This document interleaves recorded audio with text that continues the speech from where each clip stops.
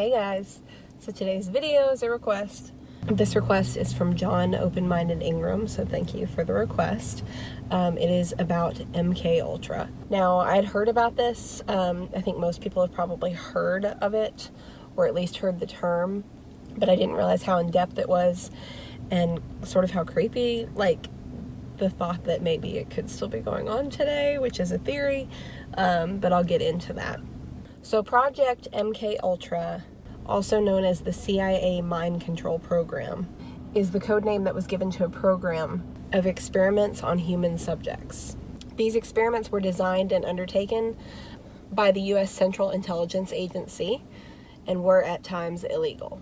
Experiments on humans were intended to identify and develop drugs and procedures to be used in interrogations in order to weaken the individual and force confessions through mind control. The project was organized through the Office of Scientific Intelligence of the CIA and coordinated with the United States Army Biological Warfare Laboratories. The operation was officially sanctioned in 1953, was reduced in scope in 1964, further curtailed in 1967, and ordered to be halted in 1973. The program engaged in many illegal activities, including the use of U.S. and Canadian citizens as unwitting test subjects, which led to controversy regarding its legitimacy. MKUltra used numerous methods to manipulate people's mental states and alter their brain function, including the administration of high doses of psychoactive drugs such as LSD, and especially LSD, and other chemicals. Also by electric shocks, hypnosis, sensory deprivation, isolation, verbal and sexual abuse, as well as other forms of torture. The scope of Project MKUltra was broad, with research undertaken at 80 institutions, including colleges and universities, hospitals, prisons, and pharmaceutical companies. Project MKUltra was first brought to the public's attention in 1975 by the Church Committee of the United States Congress and Gerald Ford's United States President's Commission on CIA Activities within the United States, which was also known as the Rockefeller Commission.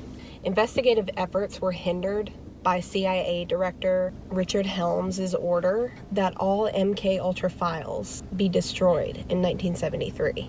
The Church Committee and Rockefeller Committee investigations relied on the sworn testimony of direct participants and on the relatively small number of documents that survived Helms's destruction order. In 1977, a Freedom of Information Act request uncovered a cache of 20,000 documents relating to Project MKUltra, which led to Senate hearings later that year. Some surviving information regarding MKUltra was declassified in 2001.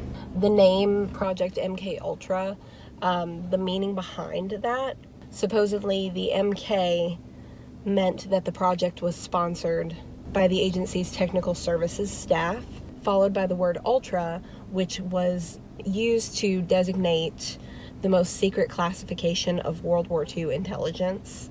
And according to author Stephen Kinzer, the CIA project was a continuation of work that had begun during World War II by the Nazis. He wrote of MKUltra's use of mescaline on unwitting subjects and how that was a practice of Nazi doctors that had begun at the Dachau concentration camp. Now, the project was headed by Sidney Gottlieb, I believe I'm pronouncing that right, but began on the order of CIA Director Alan Welsh Jules on April 13th of 1953. Its aim was to develop mind control drugs for use against the Soviets in response to alleged Soviet, Chinese, and North Korean use of mind control techniques on U.S. prisoners of war during the Korean War. The CIA wanted to have similar methods on their own prisoners and devised several schemes even to drug Fidel Castro along with many other world leaders at that time. It often conducted these experiments without the user's knowledge. Some historians assert that one goal of MKUltra was to create a Manchurian Candidate style subject, which is a person, especially in politics, who is being used as a puppet by an enemy of power. One 1955 MKUltra document gives an indication of the size and range of the effort.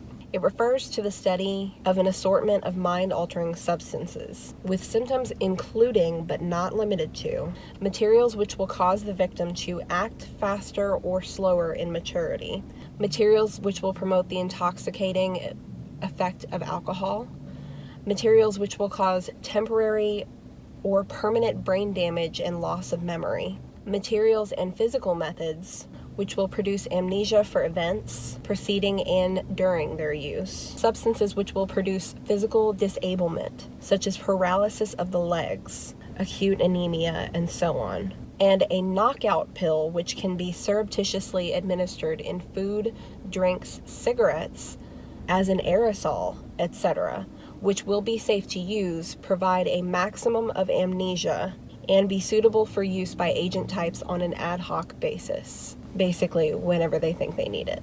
Now, LSD, as I mentioned before, was something that they used a lot during this project. It was one of their favorite test drugs, if you will.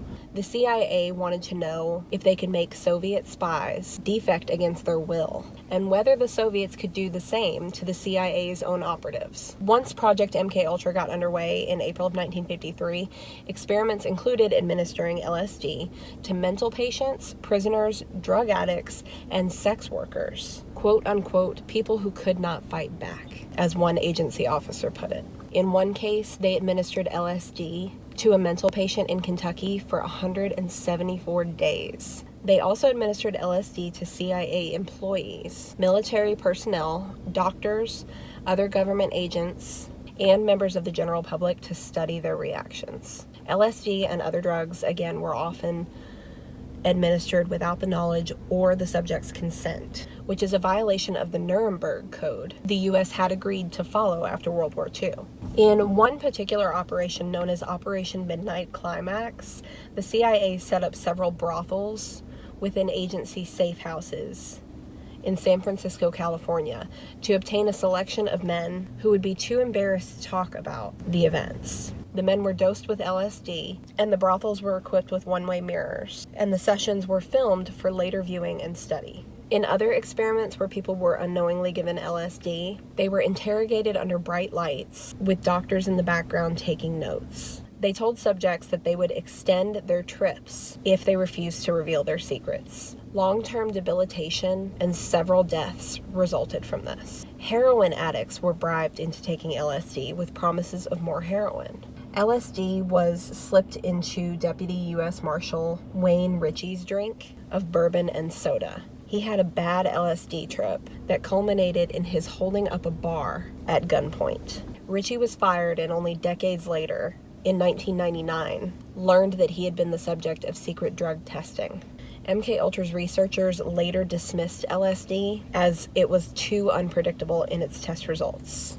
Another technique that was investigated was intravenous drugs, which is an IV, and what they would do is inject into one arm barbiturate and to the other arm amphetamine. The barbiturates, that's hard for me to say, I don't know why, were released into the person first, and as soon as the person began to fall asleep, the amphetamines were released.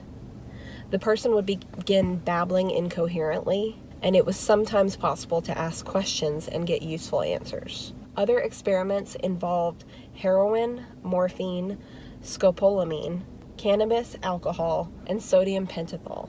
Now, in the 1950s, in order to avoid criminal prosecution, the CIA created secret detention centers in areas that were under American control during the 50s, such as Europe, East Asia, mostly Japan, Germany, and the Philippines. The CIA captured people suspected of being enemy agents and other people it deemed to be expendable to undertake various types of torture and human experimentation. The prisoners were interrogated while being administered psychoactive drugs, electroshocked, and subjected to extremes of temperature, sensory isolation, and the like, to develop a better understanding of how to destroy and control human minds. In 1973 was when all of the files were deemed to be destroyed, and that was amid a government-wide panic after Watergate. Now, due to the destruction of these records, the full impact of the experiments, including the amount of deaths, will never truly be known. However, there are several known deaths that have been associated with Project MKUltra, most notably that of Frank Olson.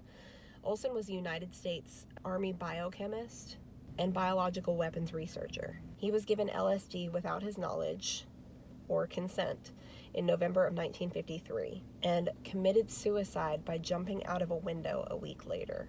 Now, a CIA doctor assigned to monitor Olson during this claimed to have been asleep in another bed in a New York City hotel room when Olson exited the window and fell 13 stories to his death.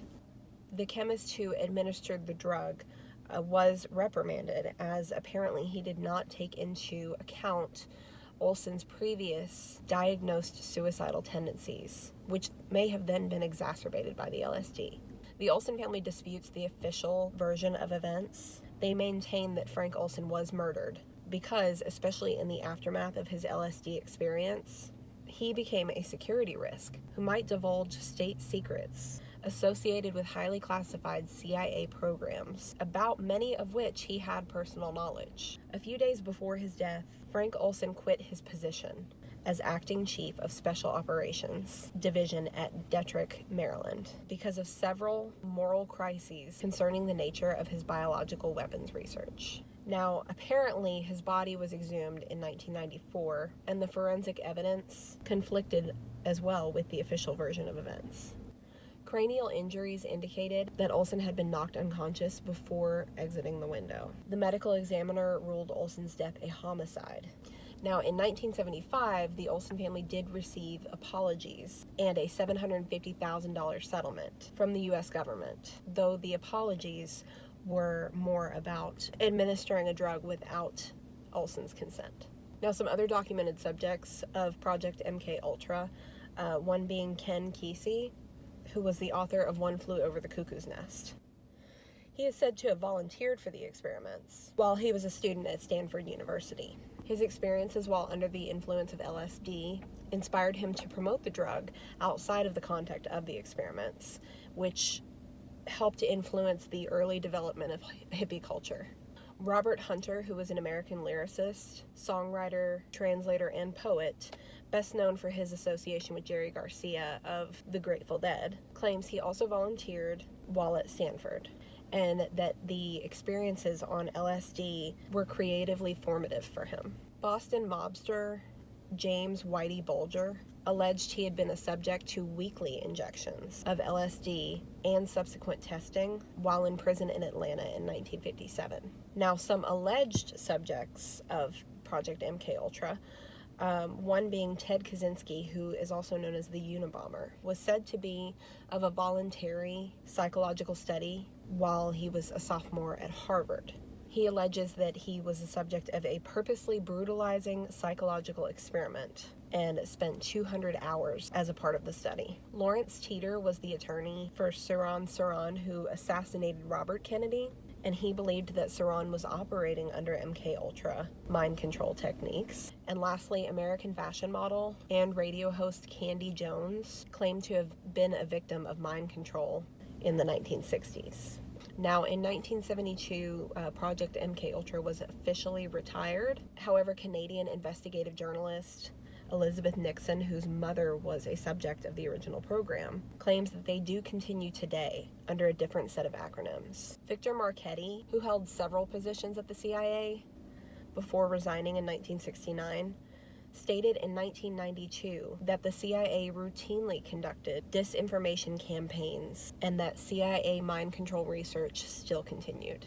So that is the story of MKUltra. It's really creepy, especially to think that there's a possibility that it still could be going on today. Don't come for me, CIA. I don't want to be a part of the experiment, please. But yeah, I really appreciate this request because I had not really looked into it, and like I have goosebumps right now thinking about it. Like, that's creepy as shit. I'm sorry, it is. So if you like this video, please give it a thumbs up. If you have any suggestions for videos, true crime or otherwise, leave those in the comments below. If you'd like to see more videos, please hit the subscribe button. I upload new videos every Wednesday. And other than that, I will see you guys next week.